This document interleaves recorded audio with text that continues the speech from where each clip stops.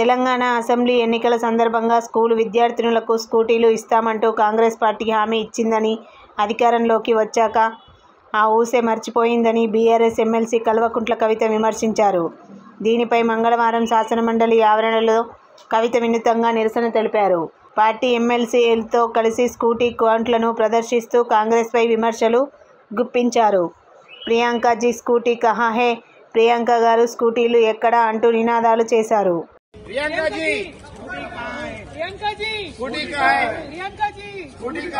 ఆడపిల్లలకు వెంటనే